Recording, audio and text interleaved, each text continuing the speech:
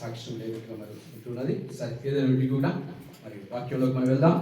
చిన్న ప్రార్థన చేసుకుని వాక్యంలోకి వెళ్దాం. చిన్న ప్రార్థన. దయగల దేవ, కృపగల దేవ, కృపా సత్య సంపూర్ణ మహాగరుణ శ్రీమంతుడు యేసయ్య మీకు వందనాలు తెలియజేస్తున్నాం. దేవ మరి ఇక సమయంలో మరి చిన్న మందిగా చేరిన మా సుతల సింహాసనం మీద మీరు ఆశీర్వదించినందుకు మీకు వందనాలు తెలియజేస్తున్నాం. వాక్యం ఇస్తున్నట్టు మరుగుపరచు. నీ బిడ్డైన వారు ఎంతో ఆసక్తితో నీ సన్నిధానానికి వచ్చి వారితో మీరు మాట్లాడు, వారిని బలపరచు, ఆదరించండి, ధైర్యపరచండి, సరి చేయవలసిన వారిని సరి చేయండి, ఆలోచింప చేయవలసిన వారిని ఆలోచింపచేసి ఐదని దేవ మరి ప్రతి ఒక్కరిని దేవ బలపరచు. మరి దేవ మరి మీరే మీ నామై పంచుకోండి. మరి యేసునందరికీ ప్రార్థించి వేడుకుంటున్నాం తండ్రి. ఆమేన్. సరే దేవుడారా, మరి ఒకసారి అందరికీ వందనాలు తెలియజేస్తున్నా. మరి ఈ దినం కొరకు ఏర్పాటు చేస్తున్నటువంటి వాక్యాంశం దేవుడారా, మరి క్రిస్మస్ సందేశాన్ని నేను ఇవ్వదలుచున్నా. మరి మనం ఆలోచన చేసినట్లయితే మరి వై డిడ్ జీసస్ బార్న్, దేవుడు యేసు ప్రభువు వారు ఎందుకు జన్మించారు కదా, యేసు ప్రభువు వారు ఎందుకు ఈ లోకంలో జన్మించారు అనేటువంటి అంశాన్ని మనము ఆలోచించుదాం. అంటే దాని యొక్క ప్రాముఖ్యత మనము తెలుసుకుందాం. దేవుడు చూసినట్లయితే గమనించినట్లయితే అక్కడ చూడండి, కొలస్సీయులకు రాసిన పత్రిక 1వ అధ్యాయం 20వ వచనం. కొలస్సీయులకు రాసిన పత్రిక 1వ అధ్యాయం 20వ వచనం.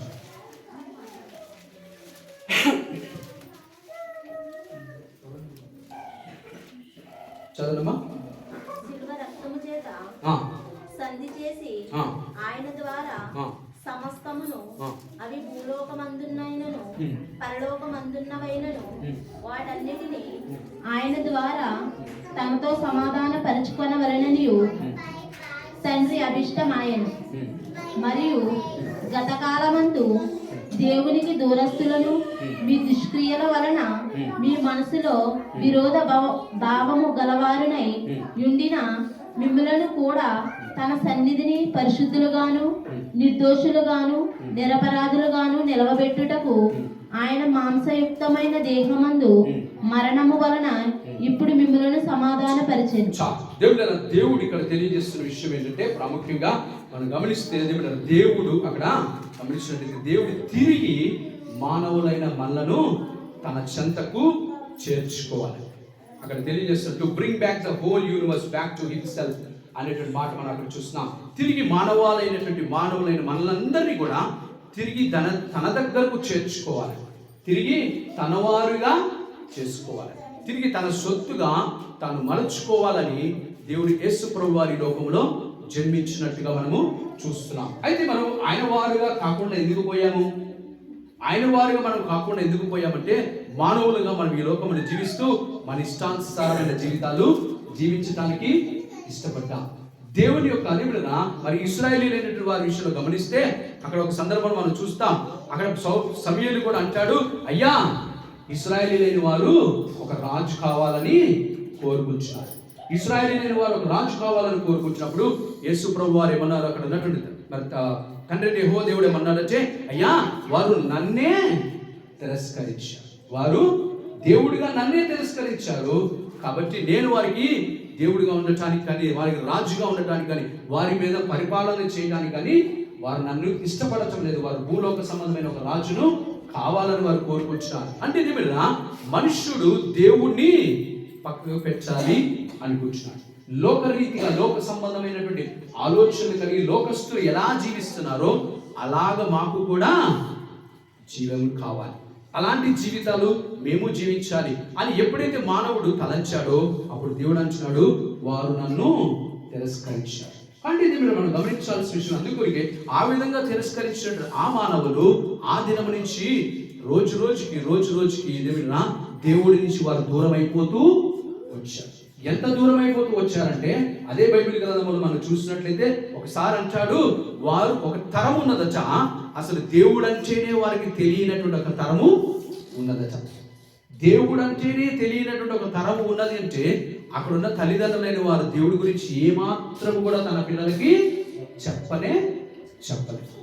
వారి పిల్లలకి మన దేవుడు మనల్ని రక్షించాడు, దేవుడు మనం విడిపించాడు, దేవుడు ఐగుప్తు నుంచి మనల్ని సంరక్షించాడు, మన యోర్దాను నదిని దాటింపజేశాడు, ఎర్ర సముద్రమును దాటింపజేశాడు, మన ఆకాశం మీద మనకి ఆహారాన్ని కురిపించాడు, 40 సంవత్సరాలు మనం పోషించాడు అన్నటువంటి ఒక్క మాట కూడా అక్కడ ఉన్నటువంటి రానున్నటువంటి తరానికి వారు ఏమి కూడా చెప్పలేదట. అంటే దేవుడు మనం ఆలోచన చేయాల్సిన విషయం ఏంటంటే వారు అంతగా దేవుడిని మరిచారు, వారు అంతగా దేవుణ్ణి విడిచిపెట్టేశారు. అవసరం లేదు అన్నట్టుగా వారు ఆలోచన చేస్తున్నారు. అందునిమిత్తమే దేవుడా ఆ విధముగా మానవుడు దినదినము రోజు దేవుడి నుంచి వైదొలిగిపోతూ ఉండగా, దేవుడి నుంచి దూరం వెళ్ళిపోతుండగా దేవుడు యేసు ప్రభువు వారు మానవునిగా ఈ లోకానికి జన్మించారు. ఎందుకనంటే తిరిగి ఆ మానవాళిని అందరినీ తన దగ్గరికి చేర్చుకోవాలి, తిరిగి మానవులందరినీ తన వారిగా చేసుకోవాలి, తన సొత్తుగా చేసుకోవాలి, తన స్నేహితులుగా చేసుకోవాలి. వారికి నేను తండ్రిగా ఉండాలి అని అనుకుంటున్నాడు. అంటే అర్థం ఏంటి? తండ్రి ఏం చేస్తాడు?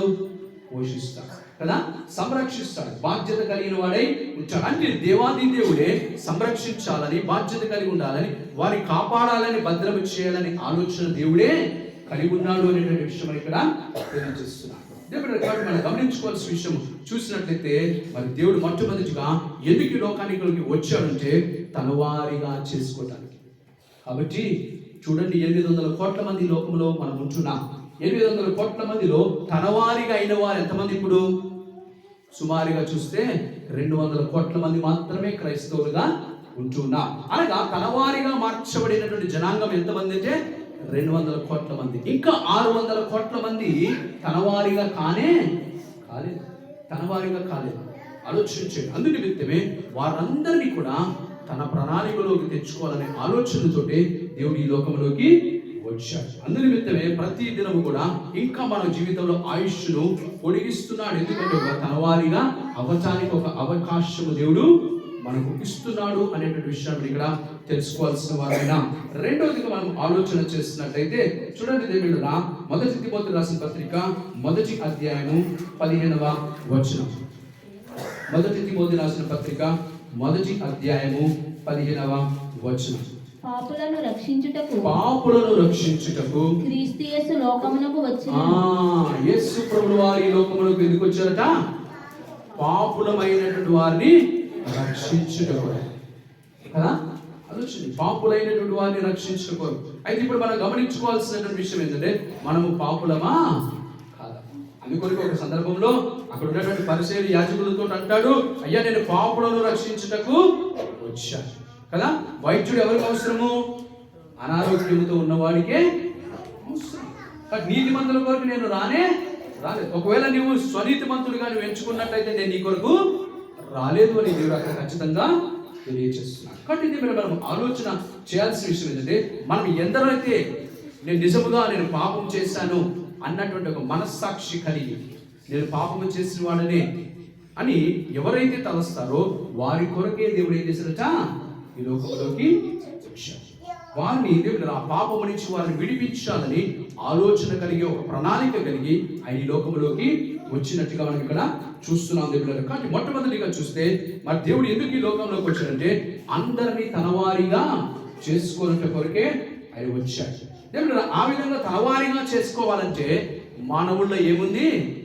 పాపము ఉన్నది. ఆ పాపమును ఏం చేయాలి? దేవుడు తీసివేయాలి, దాన్ని కడిగివేయాలి. అది కడిగివేయాలి అని అంటే, అది తీసివేయాలంటే దేవుడు ఆయన శిలువనందు రక్తము చిందించాలి. ఆ విధంగా ఆ కార్యము చేయటం కొరకే ఆయన ఈ లోకంలోకి వచ్చాడు. తను మరణించడానికి ఈ లోకంలోకి వచ్చాడు. చాలా మంది మనం గమనించినట్లయితే మాట్లాడుతుంటారు, దేవుడురా ఆ 3 మేకులు పీక్కోలేనటువంటి వాడు దేవుడా అని అంటారు. 3 మేకులు పీక్కోలేనటువంటి దేవుడా అంటే దేవుడురా ఆయన పీక్కోలేక కాదు. దేవుడురా ఆలోచించండి, ఆయన మాట ద్వారా సమస్త కార్యములు చేసినటువంటి వాడు. ఆయన చేసుకోలేక కాదు, కానీ దేవుడురా ఆయన ఉద్దేశపూర్వకంగానే మరణించడానికే ఎందుకంటే నా పాపములను క్షమించటానికి, నా పాపములను కడిగివేయటానికి, నా పాపములను తీసివేయట కొరకే ఆయన ఈ లోకములో జన్మించాడు అనేటువంటి విషయాన్ని ఇక్కడ తెలుసుకోవాల్సిన వారం ఏంచున్నాం. దేవుడు మూడవదిగా మనం ఆలోచన చేసినట్లయితే 2 తిమోతి రాసిన పత్రిక 1వ అధ్యాయం 10వ వచనం. 2 తిమోతి రాసిన పత్రిక 1వ అధ్యాయం 10వ వచనం చదవమ్మా. మన క్రియలను బట్టి కాక తన స్వకీయ సంకల్పమును బట్టి అనాది కాలముననే క్రీస్తు యేసునందు మనకు అనుగ్రహింపబడిన క్రీస్తు యేసును మన రక్షకుని ప్రత్యక్షత వలన మన రక్షకుని యొక్క ప్రత్యక్షత వలన బయలుపరచబడినదైన తన కృపను బట్టి మనలను రక్షించి పరిశుద్ధమైన పిలుపుతో ఆయన మనలను పిలిచెను. ఆ క్రీస్తు యేసు మరణమును నిరర్థకము చేసి చాలా దేవునికి వాక్యం కనుక చూస్తే యేసు ప్రభువు వారి లోకములకు ఎందుకు వచ్చాడు అనే విషయం కదా చూసినట్లయితే ఏం చేయాలనుకున్నాడట? మరణమును నిరర్థకము చేయాలి. ఆలోచన చేయండి, మరణాన్ని ఏం చేయాలా? నిరర్థకం చేయాలి. దానికి ఉన్నటువంటి శక్తిని శక్తిహీనముగా చేయాలి. ఆలోచించండి, మానవుడైన వాడు ఎంత పెద్దవాడికైనా సరే రేపు నువ్వు మరణిస్తావు అంటే భయం వేస్తుందా లేదా? కదా కదా ఇంకో గంటలో నువ్వు మరణిస్తావు అని డాక్టర్ అన్నాడు అనుకో, వాడు భయం వేస్తుందా లేదా?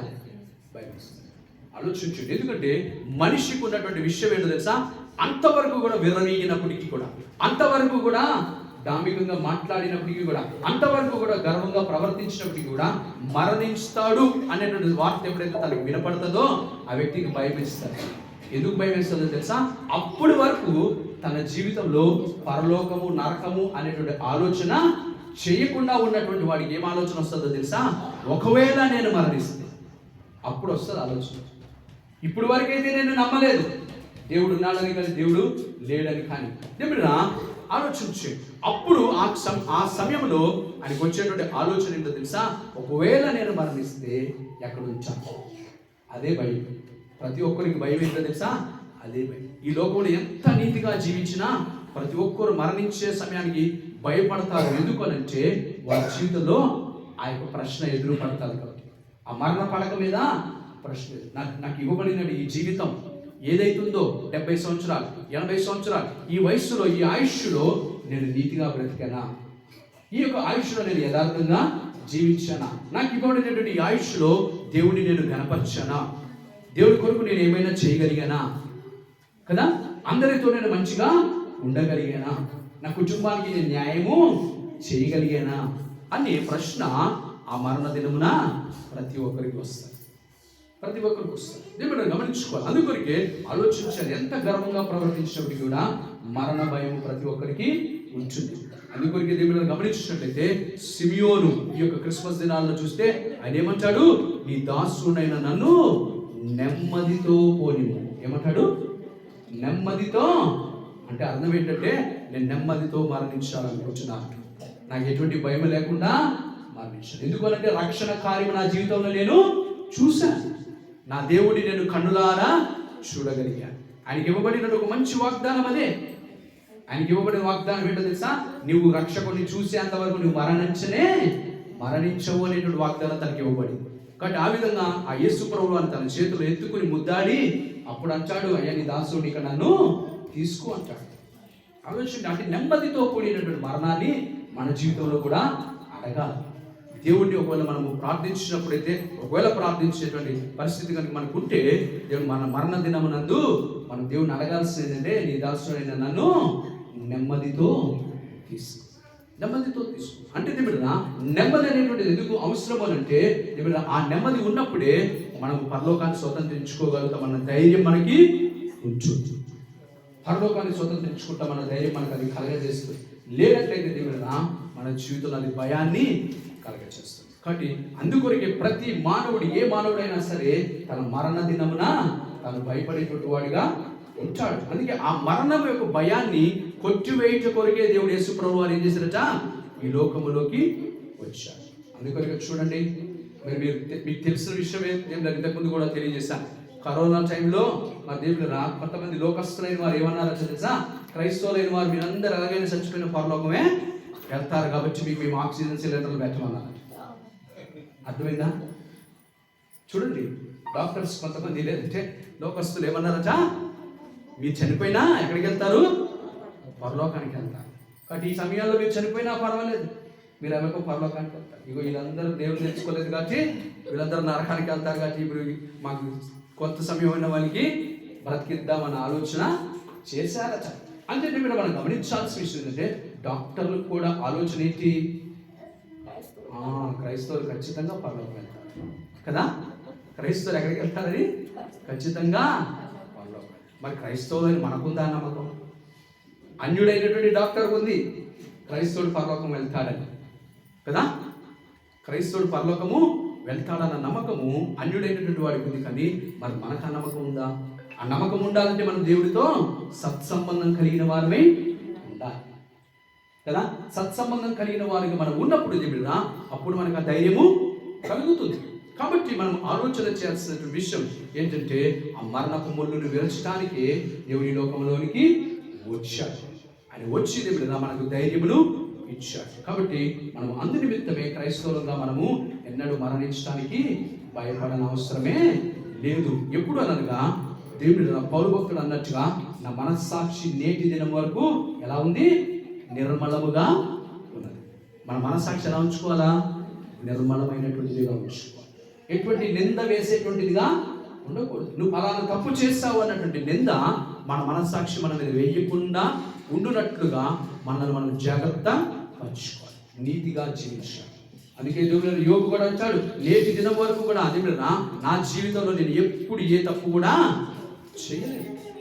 ఒకవేళ దేవుడే కనుక దిగి వస్తే ఆయన దగ్గర న్యాయమైన తక్కడే కనుక ఉంటే నన్ను తూయమని నేను అడుగుతాను. చూసినప్పుడు నేను ఎలా ఉంటానో తెలుసా?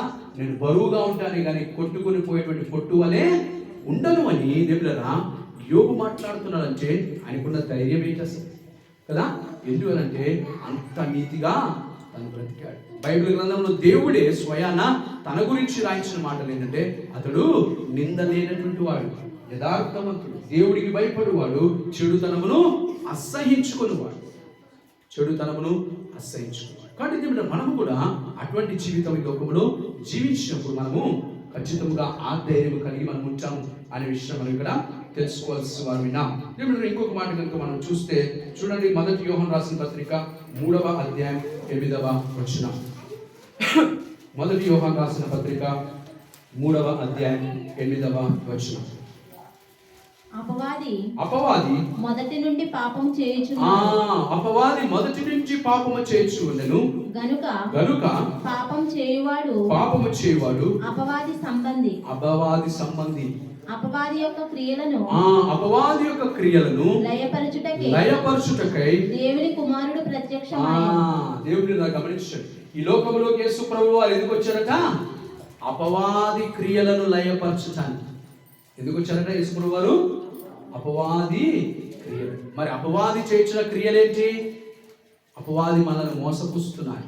అపవాది చేయించిన వాడు, అందుకే దీని వాక్యం ఉంటుంది, వాడు ఆది నుంచి కూడా అబద్ధికుడు, మోసగాడు, నరహంతకుడని వాడికి పేరు కదా. వాడికి పేరు దేవుడు గమనించు.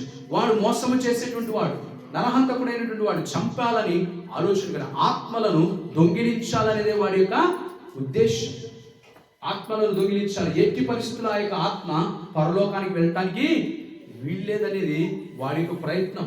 అందు నిమిత్తమే బైబిల్ గ్రంథంలో చూస్తే మోషే యొక్క ఆత్మ పరలోకానికి వెళ్తున్నప్పుడంట సాతానుడు అడ్డుపడ్డాడట. సాతానుడు అడ్డుపడి ఏమంటున్నాడు?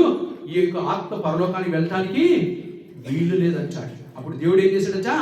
అరే వాడి మీద ఒక చిన్న మచ్చ చూసి పరలోకాన్ని రావడానికి వీల్లేదు అంటున్నావా అని చెప్పి దేవుడు తన దేవదూతలను పంపించి తన వస్త్రములను మార్పించి మోషేని ఏం చేశాడట?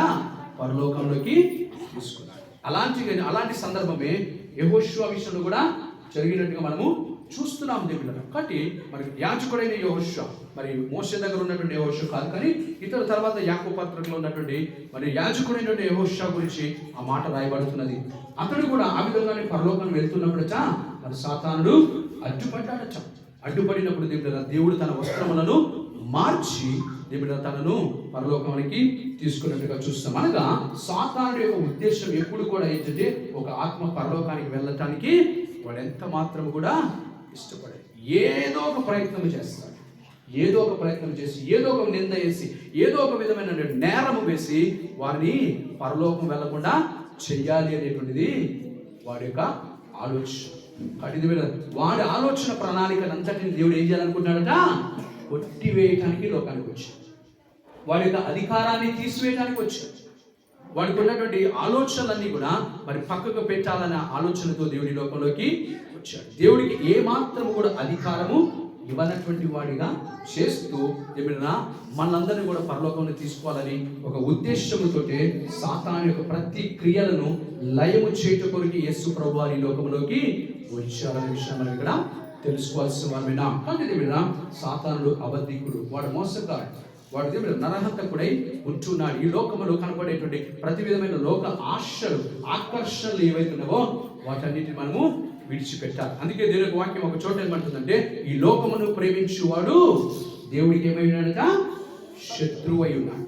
దేవుని వాక్యం అంటుంది, ఈ లోకమును ప్రేమించువాడు ఆటోమేటిక్ గా దేవుడు ఏం చేసుకుంటాడంట, తన శత్రువుగా చేసుకుంటాడు. అంటే నువ్వు లోకాన్ని కనుక నువ్వు ప్రేమించడం లేదంటే దేవుడు నువ్వు ఆలోచించాను, నువ్వు దేవుడి యొక్క మిత్రుడవై ఉన్నావు, దేవుని యొక్క స్నేహితుడవై ఉన్నావు కదా. ఈ యొక్క బిరుదు అబ్రహాముకి దేవుడు ఇచ్చాడు, నా స్నేహితుడైనటువంటి అబ్రహాం. దేవుడితో స్నేహం చేసుకోగలిగినటువంటి స్థితి మన జీవితంలో కలిగిన వారంగా ఉండాలంటే ఆయన మనసును ఎరిగిన వారమై ఉండాలి. అంతగా మన జీవితంలో దేవుడు మన సత్సంబంధం కలిగిన వారుగా ఉండాలి. ఆయనతో సమయం ఎక్కువగా గడిపిన వారుగా ఉండాలి. ఆలోచించు. కానీ మనం ఆలోచన చేస్తున్నట్లయితే సాతాను యొక్క ప్రతి క్రియలను లయము చేయట కొరకే యేసు ప్రభువారు ఈ లోకంలోకి వచ్చాడనే విషయం ఇక్కడ తెలియజేస్తాడు. చూడండి, ఇంకొక మాట కనుక మనం ఆలోచన చేసినట్లయితే మొదటి యోహాను రాసిన పత్రిక 4వ అధ్యాయం 9వ వచనం. మొదటి యోహాను రాసిన పత్రిక 4వ అధ్యాయం 9వ వచనం చూడమ్మా. మనము ఆయన ద్వారా జీవించినట్లు దేవుడు తన అద్వితీయ కుమారుని లోకంలోనికి పంపించాడు. యేసు ప్రభువు వారి లోకంలోకి ఎందుకు వచ్చారట? ఆయన ద్వారా జీవించటానికి. ఎలాగట? మనం ఈ లోకానికి వచ్చి ఆయన యేసు ప్రభువు వారు ఎందుకు వచ్చారట? ఆయన ద్వారా మనం జీవించాం. ఆయన ద్వారా మనం జీవించాం. దేవుడు అనగా మనకి జీవాన్ని ఇవ్వాలి అనేటువంటి దేవుని యొక్క ఉద్దేశం. నిత్య జీవాన్ని దేవుడు మనకి ఇవ్వాలని ఆలోచన కలిగి ఉన్నాడు. నిత్యము ఆయనతో మనము ఉండాలి. దేవుని వాక్యం తెలియజేస్తుంది ఏమైనా, దేవుడట వేవేల దూతల చేత అనునిత్యము పరిశుద్ధుడు పరిశుద్ధుడు పరిశుద్ధుడని పొగడబడుతున్నాడు. మరి వేవేల దూతల చేత అనునిత్యము పరిశుద్ధుడు పరిశుద్ధుడు అని పొగడబడుతున్నటువంటి వాడు, స్తుతించబడుతున్నటువంటి వాడు మన గురించి ఎందుకు ఆలోచన చేయాలి అసలు కదా? మన గురించి ఎందుకు ఆలోచన చేయాలి? ఆలోచన చేయాల్సిన అవసరం ఏమీ లేదు. కానీ అయినప్పటికీ కూడా దేవుడు తన స్వరూపంలో మనం చేసుకున్నాడని, ఏమిటన్నా మనము ఆయన స్వరూపంలో ఉన్నవారమని, ఆయన కష్టార్జితమని దేవుని బిడ్డ మనను దేవుని ఆయన ఏం చేయాలనుకుంటున్నాడు? తిరిగి మనకు జీవాన్ని ఇవ్వాలనుకుంటున్నాడు. మన స్తుతుల సింహాసనం. అందుకొరకు మొన్న దినాన్ని రాసినటువంటి ఒక పాటలో చూస్తుంటే, ఆయన విడిచిపెట్టకూడని భాగ్యమని ఎంచక పశువులశాలలో జన్మించాడు. ఎందుకు జన్మించాడట? ఏమిటన్నా నా యొక్క స్తుతుల మీద సింహాసనాసీనుడై ఉండటానికి. పరలోకంలో దేవదూతలు ఎన్నో పాటలు పాడుతున్నారు, ఎంతగానో ఆయనను స్తుతిస్తున్నారు, ఎంతగానో ఆయనను కీర్తిస్తున్నారు. కానీ అవన్నిటిని పక్కకు పెట్టి దేవుడా మెకాలే పాడినటువంటి పాట మీద ఆసీనుడై ఉండటానికి వచ్చాడు కదా. మెకాలే పాడినటువంటి పాట మీద ఆసీనుడై ఉండటానికి, ఆయన పాడిన పాట మీద సంతోషించడానికి ఆయన ఈ లోకానికి వచ్చాడు. ఆ విధంగా దేవుడు మీ జీవితాలలో మీరు రాసినటువంటి పాటలే కానీ మీరు స్తుతిస్తున్నటువంటి స్తుతుల మీద ఆయన ఆసీనుడై ఉండటానికి ఆయన వస్తున్నాడు అనే విషయాన్ని మీరు ఇక్కడ తెలుసుకోవాలి. అందుకొరకు మీకు అనేక సందర్భాల్లో తెలియజేశాను. మన ఇంట్లో ఉన్నప్పుడు దేవుడా మనం దేవుని స్తుతిస్తూ ఉండాలి. మనకున్నప్పుడు సమయం దొరికినప్పుడల్లా దేవుణ్ణి స్తుతిస్తూ ఉండాలి. ఎందుకంటే నీ స్తుతుల సింహాసనం మీద ఆయన ఆసీనుడై ఉండటానికి వస్తున్నాడు. ఎవరైతే దేవుని ఎక్కువగా స్తుతిస్తారో వారిని దేవుడు ఎక్కువగా ప్రేమిస్తాడు, వారిని దేవుడు ఎక్కువగా ప్రేమిస్తాడు. కాబట్టి మీరు ఎక్కువగా దేవుని స్తుతించాలి, దేవుడు ఎక్కువగా మహిమపరచాలి. ఎప్పుడైతే దేవుడు మనం ఎక్కువగా మహిమపరుస్తామో ఆయన ఎక్కువగా సంతోషిస్తాడు. ఆలోచించండి, దేవుడికి ఇంకొక పేరు మన యేసు ప్రభువు వారు మనం గమనించినట్లయితే, మరి ఆదికాండం మనం చూసినట్టు మత్తయి సువార్తల్లో, లూకా సువార్తల్లో చూస్తే ఆయన గురించి చెప్పబడిన మాట ఏంటి? యూదులకు రాజుగా పుట్టినవాడు ఎక్కడ అంటే రాజు అయినటువంటి వాడిగా పిలువబడుతున్నాడు దేవుడు. మరి రాజు అయినటువంటి వాడు సంతోషిస్తే ఏం చేస్తాడు చెప్పండి? రాజు అయినటువంటి వాడు సంతోషిస్తే ఏం చేస్తాడు? రాజు అయినటువంటి వాడు సంతోషిస్తే ఆయన దేవుడు తను సంపాదించిన రాజ్యములు సగభాగమైనా ఇస్తాడు కదా. ఆ సగభాగాన్ని సంపాదించుకోవడానికి కొన్ని లక్షల మంది సైన్యాన్ని పోగొట్టుకుని ఉంటాడు కదా.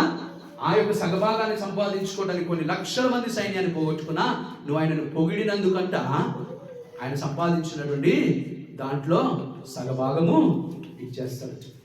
ఆలోచన, ఒక మనిషి ఒక రాజుగా ఉన్నటువంటి వాడు పొగిడితే అంతగా ఇష్టపడుతున్నట్లయితే, దేవాది దేవుడు మనం స్తుతించినట్లయితే దేవుడు ఎంత ఇస్తాడు మరి మనకి?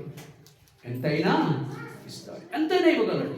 కాబట్టి దేవుడు మనం ఎక్కువగా దేవుని స్తుతించటము నేర్చుకోవాలి. ఎక్కువగా మన నోటి నిండా మన పాటలు కలిగిన వారు ఏమిటి? అందుకే దేవునికి వాక్యం అంటుంది, నీ నోటిని బాగుగా తెరువు. దేని కొరకు తెరవాలా? బూతులాడటానికి కాదు. మన దేని కొరకు తెరవాలట? దేవుని స్తుతించడానికి తెరవాలి, దేవుని మహిమపరచడానికి తెరవాలి, దేవుని గణపరచడానికి తెరవాలి. దేవుని యొక్క మాటలు మన నోటి నిండా కలిగి ఉండాలి.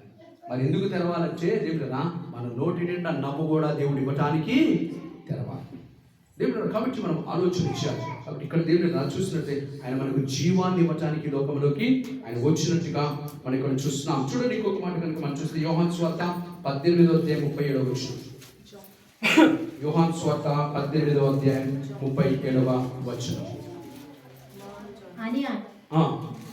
అందుకు పిలాతు నీవు రాజువా అని ఆయనను అడగగా యేసు నీవన్నట్టు యేసు ఏమంటున్నారు? అవును, నేను రాజునే. చదవమ్మా, ఇంకా చదవండి.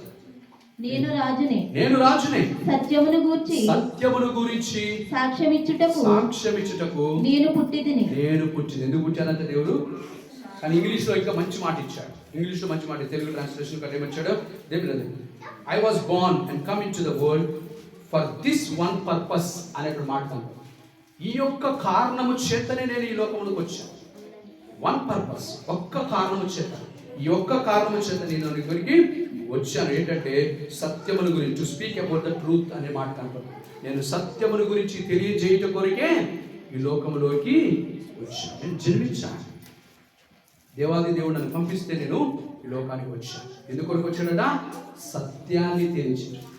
మన భారతీయులకి దేవుడు లోకస్తులకి ఎంతవరకు తెలుసు నాకైతే తెలియదు, కానీ మన భారతీయులకి మాత్రం బాగా తెలుసు. ఏం తెలుసా? సత్యమేవా కదా. సత్యం ఎప్పటికైనా నెగ్గుతుంది కదా. సత్యం ఎప్పటికైనా నెగ్గుతుంది, ఎప్పటికైనా చేస్తుంది. మరి దేవుడు దేవునికి వాక్యం ఏమంటుందో తెలుసా? యేసు ప్రభువు వారు ఏమన్నాడు తెలుసా? నేను సత్యాన్ని తెలియచేయడం కొరకే నేను లోకానికి వచ్చాను. సత్యాన్ని తెలియజేయడం కొరకు నేను లోకానికి వచ్చాను. అంటే ఒక దినం ఏది గెలుస్తుంది? సత్యమే గెలుస్తుంది. ఆ సత్యమే గెలిచినప్పుడు దేవునికి వాక్యం ఉంటుంది, వారు రొమ్ము కొట్టుకుని ఏడుస్తారట. ఏం చేస్తారట? వారు రొమ్ము కొట్టుకుని ఏడుస్తారు. అయ్యో, ఈ సత్యము మాకు వినపడినప్పుడల్లా మేము వారిని తృణీకరించాం. ఈ సత్యం వినపడినప్పుడల్లా వారు మేము కొట్టాం. ఈ సత్యం వినపడినప్పుడల్లా వారు మేము తిట్టాం. ఈ సత్యం వినపడినప్పుడల్లా మేము వారిని దూషించాము. అవమానకరమైన మాటలు మేము మాట్లాడాం. కానీ వారు నిజమైన స్నేహితులై ఉండి మాకు అన్ని విషయాలు దేవుడి గురించి తెలియజేశారు. వారు స్వార్థపరులుగా లేకుండా వారు అన్ని విషయాలు దేవుడి గురించి మాకు ప్రకటించినప్పటికీ కూడా వారు మేము తృణీకరించామని ఆలోచన వారు రొమ్ము కొట్టుకుని ఏడుస్తారు. వారు ఒక రోజున రొమ్ము కొట్టుకుని ఏడుస్తారు. కానీ దేవుడా, కొట్టుకున్నంత మాత్రాన సరిపోతుందా? వారు విడవబెడుతున్న వారుగా ఉంటారు, విడిచిపెట్టబడిన వారే ఉంటారు. అందుకే దీని వాక్యం అంటుంది, అంచె దినములలో తెలియపరిచిన రీతిగా ప్రతి ఒక్కరి మోకాలు యేసయ్య నామం ఎదుట వంగుతుంది. ప్రతి ఒక్కరి మోకాలు యేసయ్య నామం ఎదుట వంగాల్సిందే. ఎందుకనంటే ఆయన సత్యాన్ని తెలియచేయడానికే ఈ లోకంలోకి ఆయన వచ్చాడు. అందుకొరకే చూడండి, చివరిగా యోహాను సువార్త 14:6. యోహాను సువార్త 14:6 చూసుకుందాం. యేసు నేనే మార్గమును సత్యమును జీవమును. చూసారా? యేసు ప్రభువారు అంటున్నారు, నేనే మార్గమును, నేనే సత్యమును, నేనే. అందరం అడుగుతున్నాం, అయ్యా పరలోకానికి రావడానికి గల మార్గం ఏంటి అని యేసు ప్రభువారిని అడిగితే దేవుడు ఏమన్నాడు? యేసు ప్రభువారు ఏమన్నారు? నేనే మార్గం. నేను కూడా ఒక మార్గం అంటుంది కదా. నేను కూడా ఒక మార్గం అంటం లేదు, నేనే మార్గం. నా ద్వారా తప్పిస్తే మరి ఎవ్వరు ఎక్కడికి పరలోకానికి. మరి లోకంలో అందరూ భక్తి చేస్తున్నారు కదా, లోకాలు అందరూ కూడా దేవుని గురించి ఆలోచన కలిగి ఉన్నారు కదా. అయినప్పటికీ కూడా దేవుడురా అంత భక్తి చేసినప్పటికీ కూడా, అంతగా నిష్టగా ఉండినప్పటికీ కూడా వారు ఒక రోజున తృణీకరించబడబోతున్నారు. అంత చేసినప్పటికీ కూడా వారు దేవుడురా విడిచిపెట్టబడబోతున్నారు. కానీ దేవుడురా ఏ యోగ్యత లేనటువంటి మనలను దేవుడు ఎంచుకున్నాడు. 800 కోట్ల మంది ఈ లోకంలో కనపడితే 200 కోట్ల మంది యేసు ప్రభువాన్ని తెలుసుకున్న వారిగా మనం ఉంటే అందులో నీవు నేను ఉండటం అంటే అది గొప్ప ప్రణాళిక కాదా? దేవుని యొక్క ప్రణాళిక కాదా? గొప్ప ప్రణాళిక. దేవుని యొక్క గొప్ప ప్రణాళికలో మనం ఉన్నాము అనేటువంటి విషయం మనం ఇక్కడ తెలుసుకోవాలి. అందుకొరకే దేవుని వాక్యం అంటుంది మీరు ధన్యులు అంటున్నారు. మనం ఎవరమచ్చా? ధన్యులం. ఏమిటన్నా? ధన్యకరమైన జీవితాలు మనము ఈ లోకంలో జీవిస్తున్నాము. కాబట్టి ఆ సత్యాన్ని ఎరిగిన వారు విన్నాము. మనం వెళుతున్న మార్గము మనకి ఏంటో ఎరిగిన వారు విన్నాము కదా. మనం ఎరిగినటువంటి వారంగా ఉన్నాం. దేవుడి వాక్యం అనేది నేనే మార్గం అంటుంటే ఆ మార్గంలో మనం ఉన్నాం. ఆ మార్గాన్ని గురించి మరొక మాట చూసిన 2 మాటలు ఉన్నాయి బైబిల్ గ్రంథంలో. ఒక సందర్భంలో అంటాడు యేసు ప్రభువు వారు నా మార్గము ఇరుకైన మార్గం వచ్చాడు. మరొక సందర్భంలో అంటాడు నా మార్గము హైవే రాజ్య మార్గము అంటాడు. రాజ్య మార్గం అంటాడు. దేవుడు ఎవరికి ఇరుకుగా ఉంటుందో తెలుసా? దేవుని కొరకు విడిచిపెట్టలేని వాడికి ఇరుకుగా ఉంటుంది కదా. దేవుడి కొరకు విడిచిపెట్టలేనటువంటి వాడికి ఇరుకుగా ఉంటుంది. కానీ దేవుడి కొరకు సమస్తాన్ని విడిచిపెట్టిన వాడికి రాజ్య మార్గముగా దేవుని మార్గము ఉంటుంది. కాబట్టి దేవుడు మనం ఈ లోకంలో జీవిస్తున్న వారిని మనము గమనించుకోవాలి. మనం ఎంతకాలం బ్రతుకుంటామో ఎవరికి కూడా ఏమీ తెలియదు. అంతలో కనబడి అంతలో మాయమైనటువంటి నీటి బుడగ వంటి జీవితాలు మనం జీవిస్తున్నాము. ఆవిరి వంటి జీవితాలు జీవిస్తున్నాము. గడ్డి పువ్వు వంటి జీవితాలు జీవిస్తున్నాము అనే విషయం అందరికీ తెలిసినప్పటికీ కూడా దేవుడి విషయంలో మాత్రం భయం లేకుండా ఇంకా జీవిస్తున్నాం. ఆలోచించు. బహుశా దేవుడు మన పట్ల ఇంకా కనికరం చూపెడుతున్నాడేమో, దయ చూపెడుతున్నాడేమో, ఒక అవకాశము దేవుడు ఇస్తున్నాడేమో. ఒకసారి ఆలోచన చేసుకుందాం. కాబట్టి దేవుడా యేసు ప్రభువు వారు ఎందుకు నిమిత్తమైతే ఈ లోకానికి వచ్చారనే విషయాన్ని తెలియజేస్తున్నానంటే దేవుడా ఇక్కడ తెలియజేస్తున్న రీతిగా నేను ప్రతి ఒక్కరిని మరి తన వారిగా చేసుకోవాలనేటువంటి ఆలోచన కలిగి దేవుడు తెలియజేస్తున్నాడు. తన మార్గములో మనలను నడిపించాలని, ఆ సర్వసత్యములోనికి నడిపించాలని అదే తెలియజేస్తూ అంటున్నాడు. నేనే జీవమునై ఉన్నాను. జీవ ప్రదాతను నేనే. నీ యొక్క ఆయుష్ నా చేతి వశం కదా. అందుకొరకు మనం ఒక పాట రాస్తాం. ఏ పాట అది? నా జీవితం నీ చేతి కదా. నా జీవితం నీ చేతిలో, నా జీవితం నీ అరచేతిలో, నా జీవితం నీ చేతిలో, నా జీవితం నీ అరచేతిలో. కునుకగా నన్ను కాపాడినావు, కనురెప్పవాలే నన్ను కాచినావు. కునుకగా నన్ను కాపాడినావు, కనురెప్పవాలే నన్ను కాచినావు. కృపాక్షేమములే పంపించినావు, దయా కిరీటమునే దయచేసినావు. కృపాక్షేమములే పంపించినావు, దయా కిరీటమునే దయచేసినావు. నా జీవితం నీ చేతిలో, నా జీవితం నీ అరచేతిలో, నా జీవితం నీ చేతిలో, నా జీవితం నీ అరచేతిలో. చూసాం దేవుడా, గమనించండి. దేవుడు అంటున్నాడు మీ అందరి జీవితాలు ఎవరి చేతిలో ఉన్నాయి? దేవుడి చేతిలో. అందుకొరకే కీర్తన గ్రంథం 2వ అధ్యాయంలో చూస్తే దేవుడి తన యొక్క అభిషేక్తులైన వారి మీదకి విరోధముగా లేచిన వారి విషయంలో దేవుడు ఏం చేస్తున్నాడంట? ఆకాశం నుండి ఆయన చూస్తూ నవ్వుతున్నాడు. వారిని చూసి ఏం చేస్తాడు? నవ్వుతున్నాడు. ఎందుకంటే అరే బాబు మీ జీవితాలు నా చేతిలో ఉన్నాయి కదా. వెర్రివాడా ఈరోజు రమ్మంటే నువ్వేమైపోతాం కదా. నా ప్రాణమా తినుము తాగు సృకించుమని వేవేల సంవత్సరాల కొరకు నేను దాచుంచానని విర్రవీగుతున్నటువంటి ధనవంతుడు ఏమన్నాడు? నేడి దినాన నువ్వు మరణిస్తే ఇవన్నీ ఎవరివవుతాయి? ఆలోచించి. కాబట్టి మనం గమనించుకోవాల్సినటువంటి విషయం ఏంటంటే ఈ లోకంలో ఏది కలిగి ఉన్నప్పటికీ కూడా మనం కృతజ్ఞతాపూర్వకంగా ఉండాలి. ప్రతిదీ కూడా నా దేవుడు నాకు అనుగ్రహించాడు. ప్రతిదీ కూడా నా దేవుడు నాకు ఇచ్చాడు. ఆయన కృపను బట్టి, ఆయన ప్రేమను బట్టి, ఆయన దయను బట్టి మాత్రమే నేను ఈ రోజున ఈ స్థితిలో ఉన్నానని కృతజ్ఞతాపూర్వకంగా మనము జీవించాలి. ఆయన ప్రణాళికలో మనను తీసుకున్నాడని మనము క్రిస్మస్ దినాన్న కృతజ్ఞతగా కృతజ్ఞతార్పణను సమర్పించాలి. ఏమర్పణ?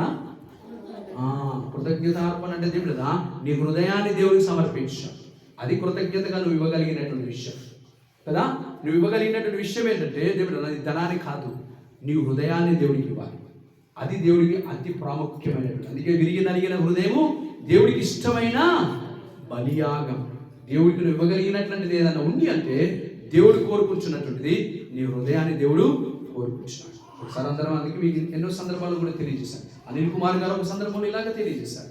ఆయన ఒక సందర్భంలో కానుక వేసే పరిస్థితి లేనప్పుడట ఆయన ఏం చేశాడట, తన హృదయాన్ని మీద చేపెట్టి, అయ్యా నేను దీన్ని నీకు కానుకగా ఇస్తున్నాను, నా హృదయాన్ని నీకు కానుకగా ఇస్తున్నానని ఆయన తెలియజేస్తారు. వారి సాక్షుల మాట తెలియజేస్తారు. ఇప్పుడు మనం కూడా మన హృదయాన్ని దేవుడికి సమర్పించాలి. ఎన్నో క్రిస్మస్లు మనం చూస్తున్నాం, ఎన్నో క్రిస్మస్లు మన జీవితంలో దాటిపోతున్నాయి. ఆయన వచ్చినటువంటి ఆలోచన ప్రణాళిక ఏంటంటే నిన్ను రక్షించాలని, నేను తిరిగి ఆయన దగ్గరికి చేర్చుకోవాలని, ఆయన నీకు జీవితాన్ని ఇవ్వాలని, సత్యమేంటో నీకు తెలియచేయాలని, ఆయన మార్గంలో నిన్ను నడిపించాలనేదే దేవుని యొక్క ఉద్దేశం. మరణం యొక్క భయం మన జీవితంలో లేకుండా చెయ్యాలి అనేటువంటిదే దీని యొక్క ఉద్దేశం. సాతాను యొక్క ఉద్దేశాలు, వాడి తంత్రములన్నింటినీ విరగొట్టాలని, మరణపు ముళ్ళును విరచాలన్నటువంటి ఆలోచన కలిగి ఆయన ఈ లోకంలోకి వచ్చాడు అనేటువంటి విషయాన్ని, ఆ సత్యాన్ని మనం తెలుసుకున్న వారమే దేవుని యొక్క కృపలో మనము కొనసాగుదాం. ఈ క్రిస్మస్ ఏదైతే ఉందో అందుకే మన యెషయా 9:6 చూస్తే ఆయనకి ఏమని పేరు పెట్టబడింది? ఆలోచనకర్త. ఆయన ఏంటంట? ఆలోచన. ఆయన ఆలోచించాడు 800 కోట్ల మందిలో ఎవరు రక్షించుకోవాలి. ఆయన ఆలోచించాడు. ఆయన ఆలోచించి నిన్ను రక్షించుకున్నాడు కదా. ఆయన ఆలోచించి నిన్ను రక్షించుకున్నాడు. ఇప్పుడు నిత్యులకు తండ్రిగా నీతో ఉండటానికి కదా, సమాధానము నీకు అనుగ్రహించటానికి. కాబట్టి బిడ్డ ఈ కృప, ఈ భాగ్యము మనమందరము కలిగినటువంటి వారిగా ఉన్నాం. కాబట్టి మనం ధన్యులమని దేవుని వాక్యం తెలియజేస్తుంది. కాబట్టి ఆ ధన్యకరమైన జీవితాలు మనం జీవిస్తూ కృతజ్ఞతాపూర్వకంగా మనమందరం కూడా దేవుని యొక్క క్రిస్మస్, మరి దేవుడు ఈ లోకంలోకి వచ్చినటువంటి విషయం ఏదైతుందో ఆ క్రిస్మస్ సంతసాన్ని మన జీవితంలో ఆనందిస్తూ దేవుని కృపలో మనం కొనసాగుదాం. దేవుడి ఇచ్చిన వాక్యం దీవించి ఆశీర్వదించుగాక. ఆమేన్. వందనాలు. ప్రైజ్.